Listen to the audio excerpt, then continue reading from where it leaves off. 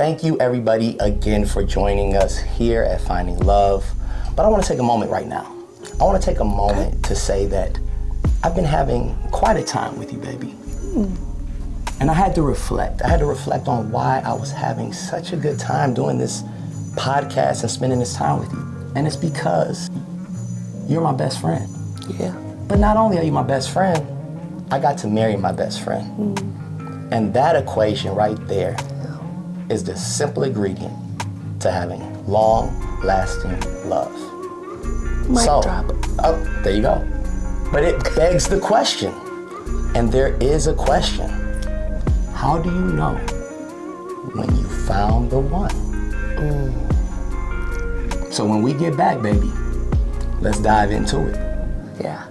Let's go.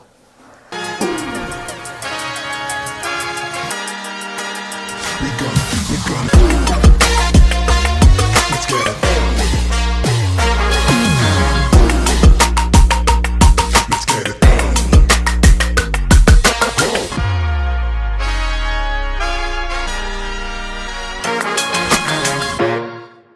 So, there are three main phases of this thing, and I think that too often people try to bypass the phase. Yeah. They try to go straight to commitment, or they think that chemistry is enough. But there are three phases, and in order, you start with the connection.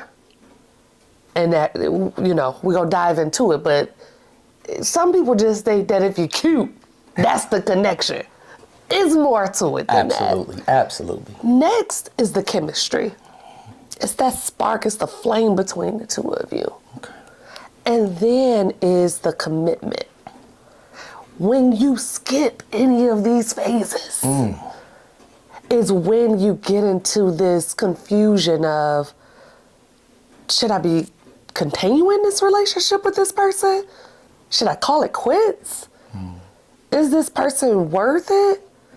Should I overlook this one little red flag? Should I overlook these three? You know, whatever the case may be, you must take a look at these three phases first. Yes. So we've gone through all three phases. Yes, we have. And we done dibbled and dabbled in them, and we've spent more time in some than others. But I'm gonna kick it off with the connection. Because we have a couple different instances. There were a few very specific things that happened. Yeah. One was I immediately entered this soft girl era so quick, and I didn't know what was happening. I found myself like twirling my hair, kicking my feet in the air, and Jazz caught me one day. I'm laying on my bed, and I'm like, and she said, "Who are you talking to?" This is my sister, who is not holding back nothing for me, okay? And I'm like, I call you back. Like, I'm embarrassed that I am this girly and giddy about you and just about talking to you on the phone. That's when I knew, wait, something might be different. I'm not immediately like, I know he different, boom, this is going to be different. I just knew how you made me feel. I wanted to hear from you. I wanted to talk to you. I wanted to hang with you. What? So going from, just kind of going with the flow, kick it. Yeah, all right. Yeah, let's go to dinner, whatever. All right, we can hit a movie with other guys if it was convenient for me.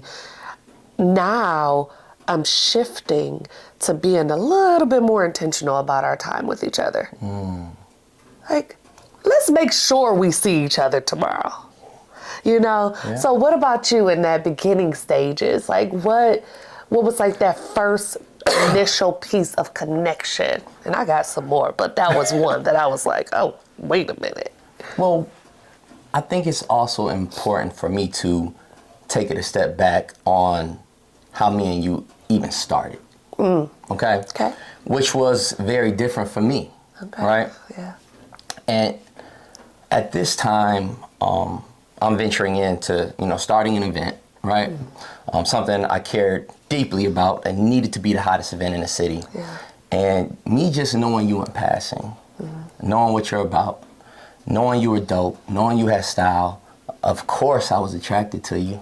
Of course I was. But I always remained focused on what I was trying to achieve with the event. Okay. And my firm belief was that you were the missing piece of what this event needed. From operations to strategy to all types of stuff, just from what I've known about you. Yeah. Okay? You're welcome. Yeah, well, I married you. But so if we start there, a lot of time was being spent with one another. For sure. I was spending a lot of time with her. Yeah. So much that I was starting to get to know her on a deeper level. Yeah. And against my will, I started having different feelings for you. But of course, the event launched off. It was a banger. Yeah. I still think you were the secret sauce. But a lot happened. Even the first event we were supposed to have was rained out. Oh, yeah. It was rained out. Yeah. And so typically, you know, maybe everybody just calls it a night off. But that didn't happen with us. We started spending time. We hung out after. I started really liking you, which was different for me. But, you know, I'm a G, so I'm gonna take it in stride, and I'm going to leave it there. But things started heating up. You know, you remember the fireworks? The Detroit City fireworks? Yeah. That, I would say, shifted us a little bit there. Oh, yeah. What? You know, I remember I was at a golf outing, and we were texting on this par 3. I remember where I was. And I was texting you about just planning to meet up for the fireworks, had access, and just trying to make it cool, like, hey, you want to bring anybody? And I made a mistake, and I called you babe in the text. Sure did. Prior to this, she had called me bro. But guess what happened next? I said, oh, my bad, you know, I'm tripping, I'm at the golf course. She basically let me know, said, it's all good. At that moment, things changed a little bit. I said, oh, okay, let's turn on the Stephen charm. But it still did not mean to me yet that I realized was it going to be more. Right. At that moment, I realized we did have a connection. Yes. On the beginning stages. Absolutely. You agree with that? Oh, yeah. And that was the night we had our first kiss. Yes, it was. And baby, I could barely drive home. I was like, what just happened right there? Like, it was like that. And, you know, that first kiss, it didn't happen the first several times that we hung out or any of that. So it was like just enough of a build-up of, ooh, you fine, I'm fine. You know, we our conversation has already always been on point. Yeah. We can talk about anything. So we got that initial attraction. Yep. Conversation. Intentionality. We're actually talking on the phone. It's not like all text. It's not all DM. We're on the phone. It's consistent too. Very consistent. Very consistent, yeah.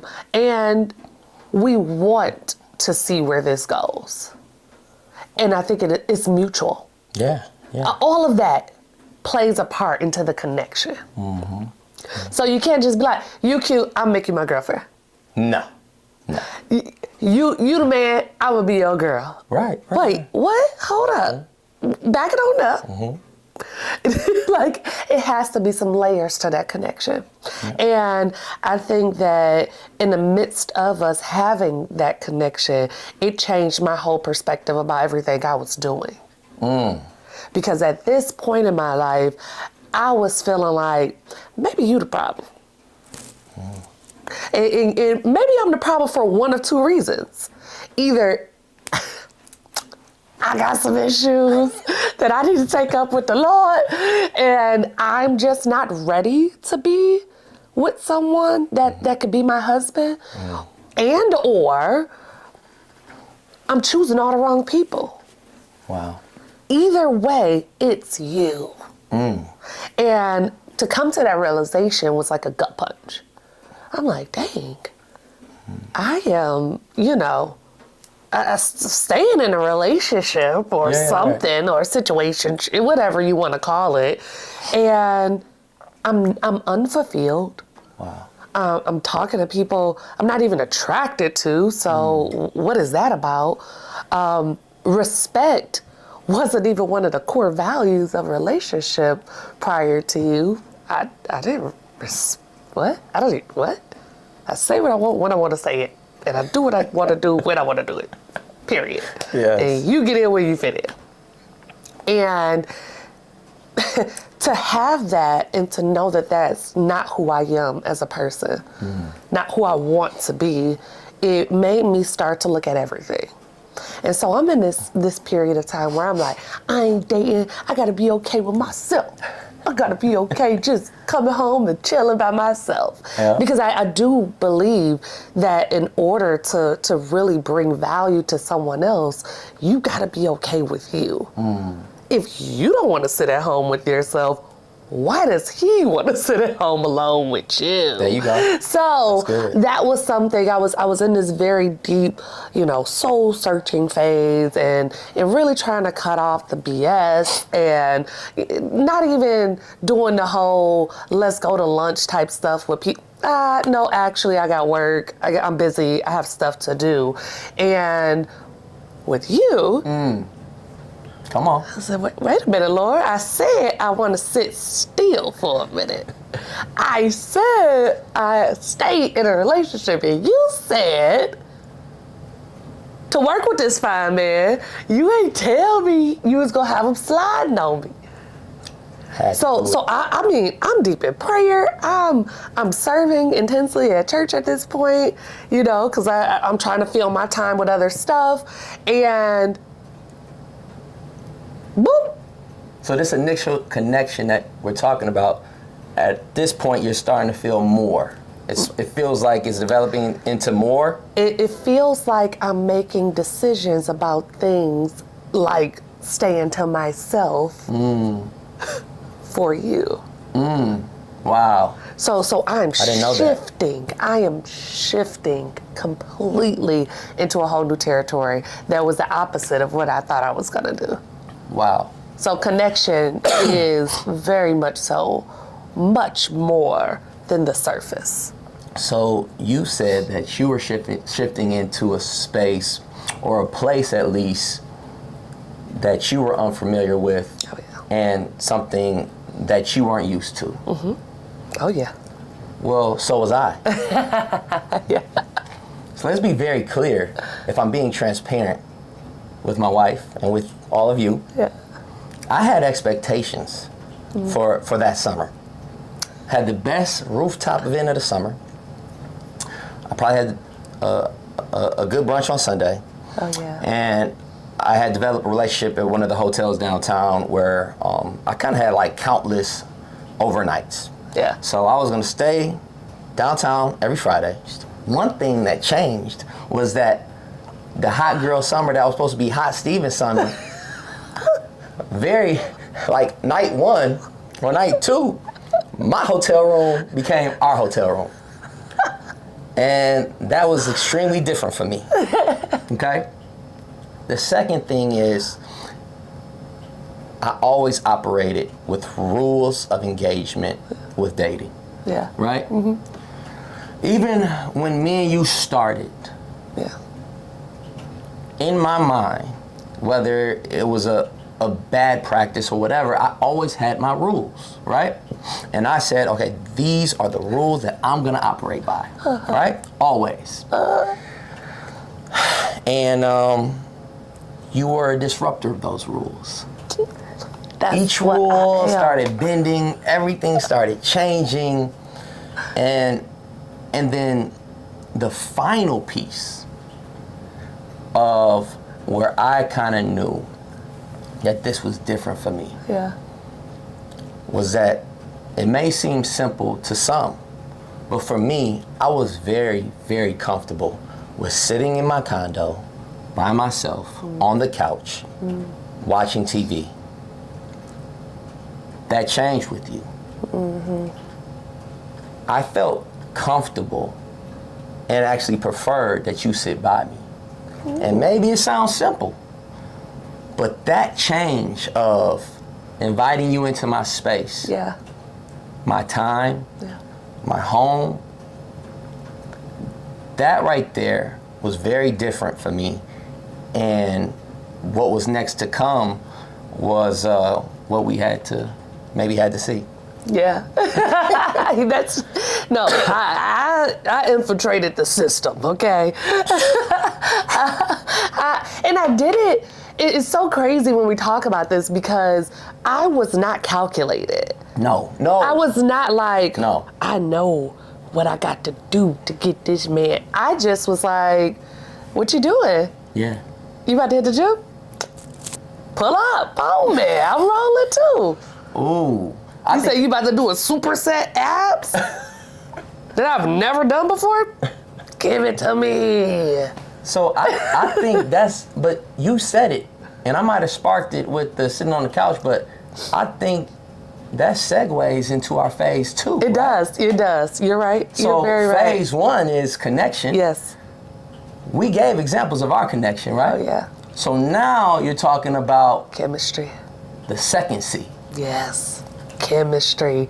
And this is another thing that is often just a myth. Yeah. That chemistry is going to be like, whoa, he's the one. God, I didn't know. No. Chemistry is built upon. You know, chemistry goes a little deeper. And of course, all my therapists and stuff, y'all chime in and you let us know what it really means as far as the chemical balance between our brains. But chemistry for me was we can do all things together. Yes. And in tandem and in a way that is better than apart.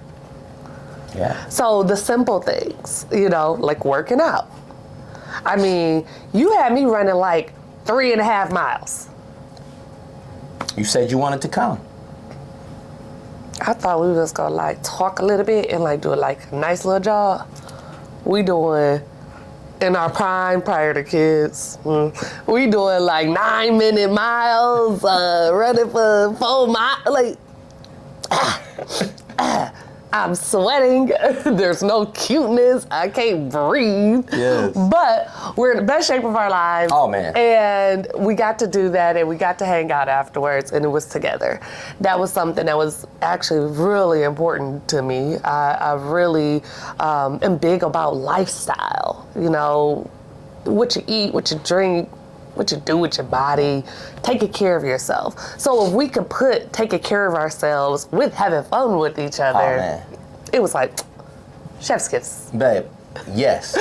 Double, triple chef's kiss. But let me also say that to me, the connection happened, which I think can be shared with anybody, because let's be very clear too, a lot of my friends want to know, but Stephen, how did you know that Jenni was the one? Understanding my past, understanding what I was on, but how did you know? Yeah.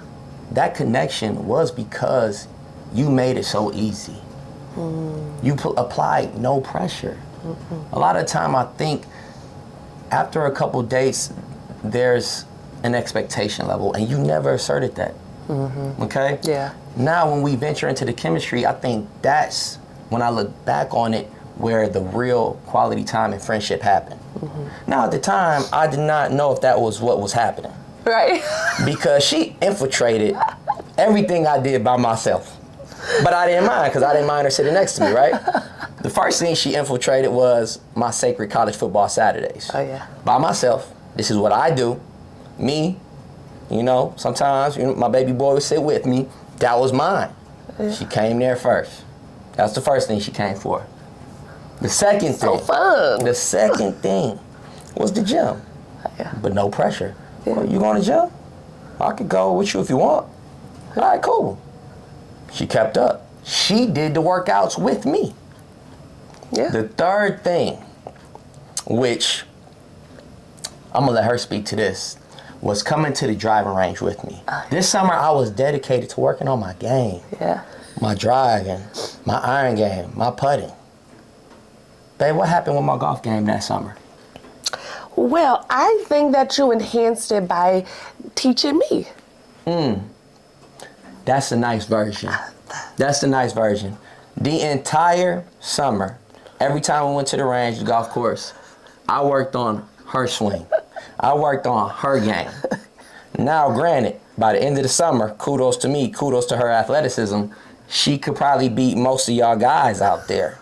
So, you know, a little Phil Jackson, Michelle Jordan thing going on, maybe. I don't know. Still. But she infiltrated my system. I did. But what ultimately was, I think, the start of the chemistry and solidified our quality time and friendship, babe. And it also gave us opportunities to talk about different stuff in different ways.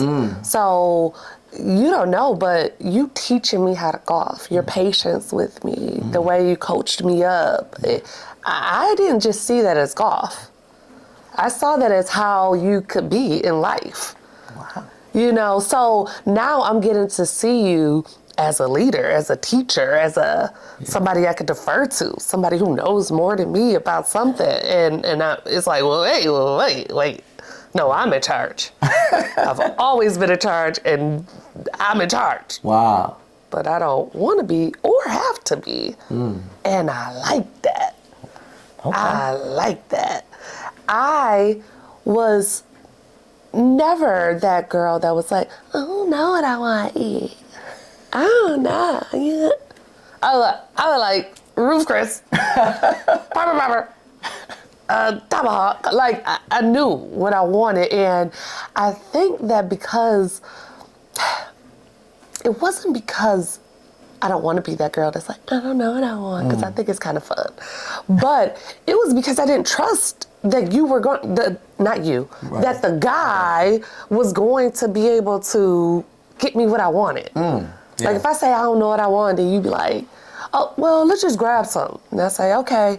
And then you pull up anywhere with a drive-through, It's over. it's over. But why am I even putting that pressure on you? Is how I felt. I'm like, let me just say what I want and let me get what I want. Wow. You know? Yeah. And with you, what we do every day. Hey, I don't know. What you want? Yeah. And you always show something I wanted. And that reminds me, and I don't know if you know this past Valentine's Day, which was a couple of days ago, everybody knows this is pre-recorded, marked our 10th Valentine's Day together. Yep. And in honor of our first one, do you remember what I did for you for our first Valentine's Day? While you were I'll give you a hint. Okay. You were in the middle of your first heated tax season of your business, your own business with your own brick and mortar. Yes. And do you remember where I took you? Chicago? Bingo. And we actually made a little tradition out of that. Yeah, we did. Like, tax season is just insane. Yeah. And from January, really December with all of my business clients, but December through May, it's insane. Yep. The rest of the year, your girl is chilling. Yeah. You know, I'm doing some little reports here and there. Every tax season, February, March, it's like the busiest, craziest time. And then the first 2 weeks in April, of course. That was the start of getting away for a minute, That's it. decompressing, That's right. just being me and you. And it was beautiful, and I came back refreshed. Yeah. I came back ready, and I killed it that first tax season. You did. But we were able to do that a couple tax seasons after that. Yeah, but I didn't think was of good. doing that type of. I didn't think that that's what you were looking at me to do. I just, I just wanted to No? keep a smile on your face. You like, pack a bag. That's it. Okay. That's it, man. That's it, baby. So, Yeah. Yeah. Oh. Yes. Intentionality, like planning stuff and really thinking about what I needed. All of those things were very, very abundantly clear. Yes. Which is why I was like, yeah, guy, I know I said I was going to be alone for a second, but actually, I think you just said the what? There you go. There you go. Come on. Come on. But in our extreme connection as friends, as lovers, as people who just were naturally attracted to each other and wanted to be around each other, and now as individuals who have a lot of activities together, right? Yeah. We got stuff. And we got all of this intertwined. I still think that the final phase of knowing that this is the one is commitment. That's what we on the same page. And that commitment is more than just being like, you want to be my boyfriend? Because you are saying that I am committed to making you happy, having your back, supporting you through whatever. That's right. And I say through whatever because in that moment of trying to figure out if this person is the one or not, adversity always comes up. Absolutely. You know, and it could be something like, he didn't call me for 2 days straight. Is he the one? Should I, you know, he said he was working. Should I believe him? That's right. That could be the adversity. Or a little message from your baby mama. Yeah, I remember that. That did happen. Yeah. I'm sitting here in just bliss of this new relationship and how things are going, and my business is flourishing in its first year, and I'm in the office, and I'm only checking my messages during the day because I have so many clients that come through social media, right? So I'm looking at all of my messages, even the messages that are hidden by people that you don't are friends with, right? And I see a message from a name that I think I know, but we haven't talked too much in depth, right, about it, just about your son and your schedule and all of that stuff, but not too in depth. And I click on it, and I got a booklet. Oops. I said, whoa, all right, well. So I read it, and I am drama-free. I do not like drama. I would rather everybody just stay in a lane. I'm the type of person that's like, you know, what, are we about to fight or not? Because what is happening? Like, I'm not about to internet beef with you or none of that. Like, what's happening?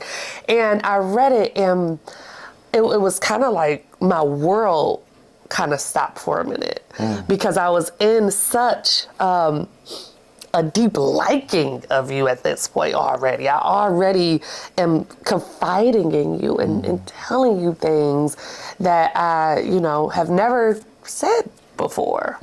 So you're my person at this point. And I read it, and I just screenshot it and send it to you. Yeah. I don't even say nothing. To her, to you. I'm just like, just so we all on the same page, I got this, you know. And in that moment was that adversity that I had to really, really take a look at and say, is this the one? Or do I cut my losses? We had a great time and keep it moving. Let me give a little bit of my perspective in that moment. Okay. In real time at that moment, I just knew I had found the one because she sent me that text message, like, screenshot here. She's like, basically like, here you go. And I was like, I'm at a basketball game at Callahan Hall with Ken. I'm watching the game. And I'm like, see, that's why that's my baby. No drama. She just letting me know what's popping. It's all good.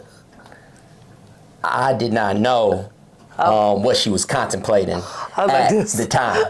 I didn't know what you was thinking, baby. At the time, that was my thoughts in that real-time moment, but I guess you can speak to what you were going through, and my whole thing was in that moment, I just saw Oh man, messy baby mama drama. The baby's in the middle of it. I'm the, evil stepmom. And I was like, no. Yeah. And this is, I'm going to use this reference, but dang, Will and Jada, y'all have really messed up y'all legacy and how we perceive you. But I wanted that Will's ex-wife Christmas type of love. Like, I thought we was gonna all be together. I would be taking girl.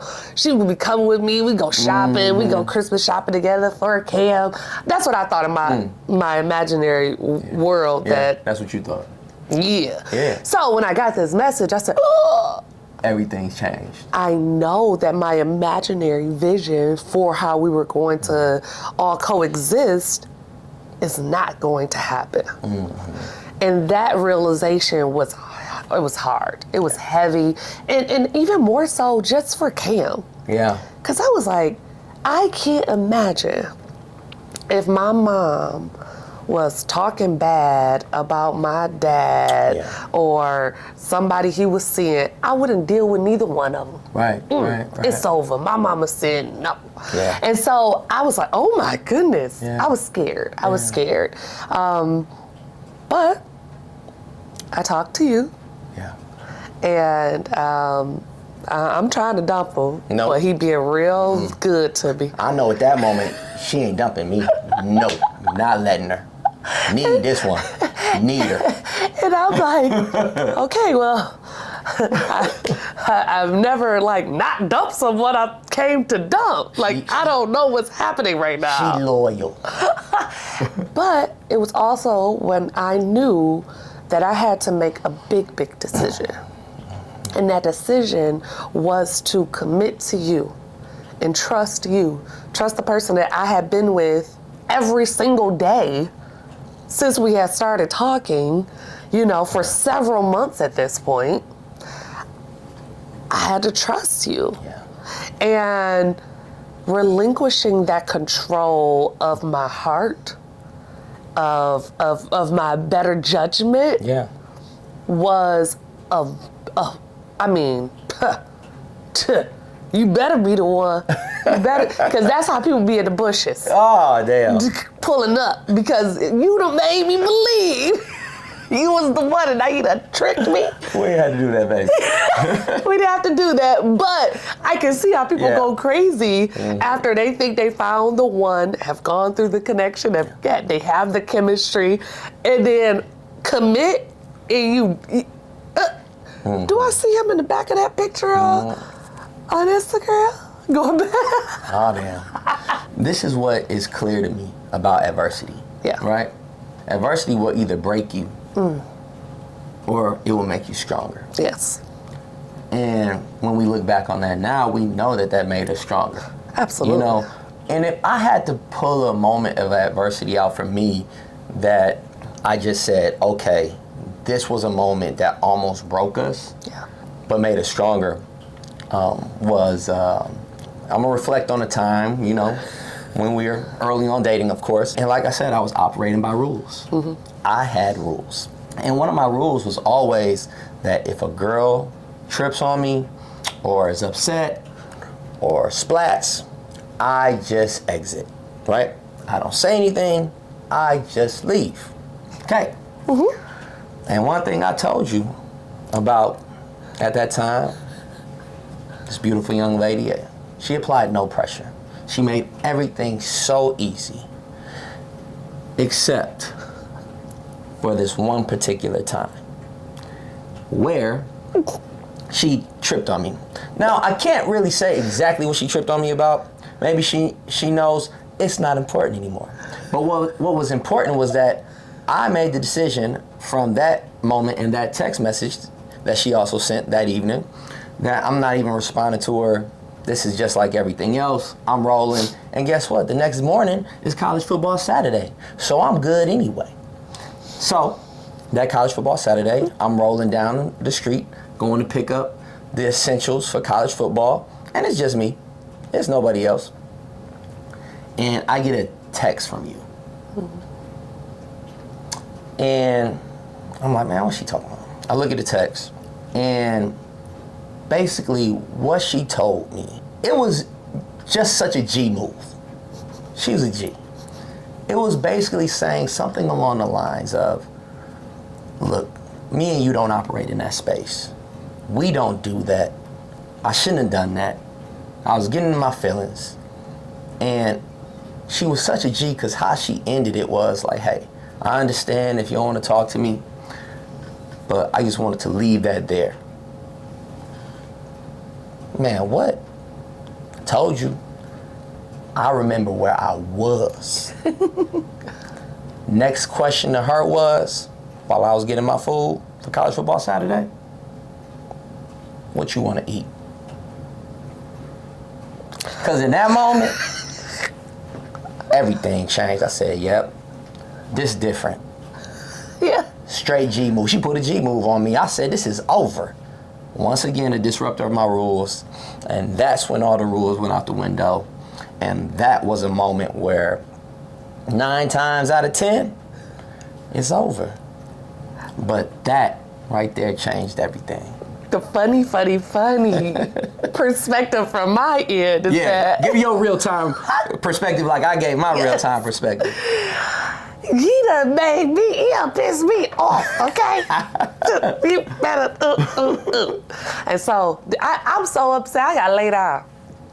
I lay down. Ooh, got me upset. I need to take a nap, regroup. I wake up. He ain't sent me no message back. But I'm ready to fight. We about to fight, right? Oh, he man. doesn't send me a message back. And I'm like, I dumped her. oh.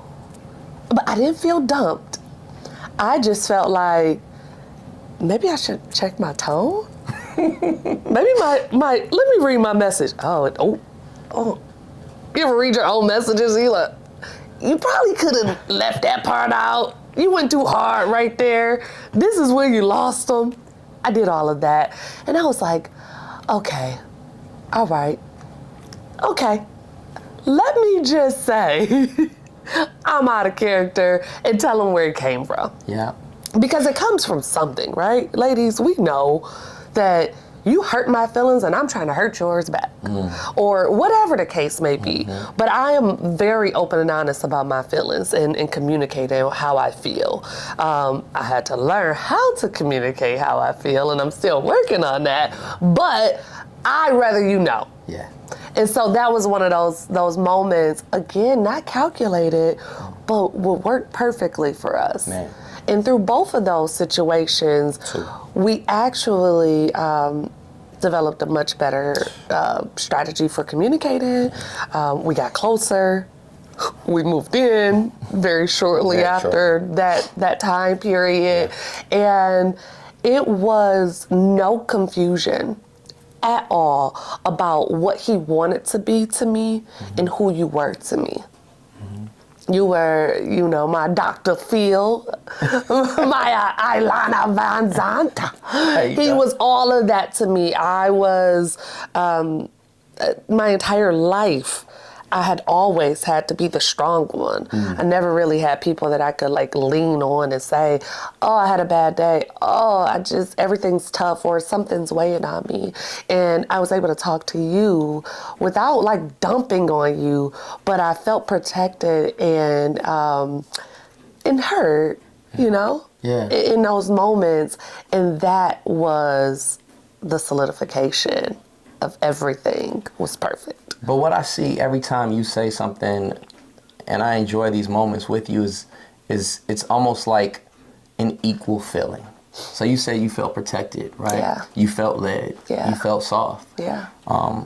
But in this final phase of commitment, I felt the responsibility to lead. I felt the responsibility to protect you and take care of you, right? I felt that in all of that moment. And at that moment, I only took care of 2 people. I took care of me, and at that moment, the most important thing was I took care of Cam, and that was it. Yeah. But through all of this, the connection, the chemistry, and the commitment, I had to make plans for you, and I had to make room for you. You did. So, So That's good. with 10 Valentine's Days in, Oh, and almost 7 years of marriage, wow. You itching? we here. No, I feel good. I feel good. Maybe my palm itching. Hey. So, so that's how I found the one. Yeah. Let's toast. Let's toast. So I am going to toast to something I've always heard, but we kind of put it into reality for me. And it's that the man needs to feel respect, the woman needs to feel love. And so I try my hardest to make sure that you are respected, honored, you feel revered, because you are. And I am just an honor that I am loved on and feel loved on a regular basis.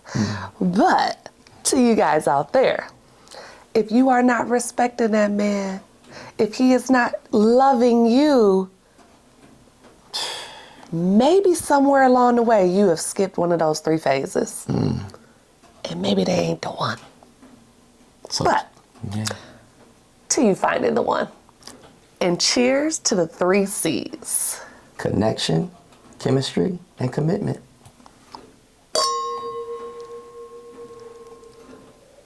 Thank you so much for tuning in. It has been a journey of love, of understanding, of vulnerability, and we are just so appreciative that you have joined us for another episode of Finding Love. And we want to invite you into our Finding Love community. And one of the best ways to do that is clicking that subscribe button right down there. If you want to tune in with us more, kick it with us more, learn more about Finding Love, we definitely want you to follow us on all social media at I Am Finding Love. And I am Jenni L. Hendricks on all social media platforms. Jenni with an I, L. Hendricks with an IX. Hey, there you go, baby. And mine is Stephen Hendricks, #1. And also, for anybody's listening to us on one of these amazing podcast platforms, please rate, review, comment. We really appreciate you. We gonna. Let's get it.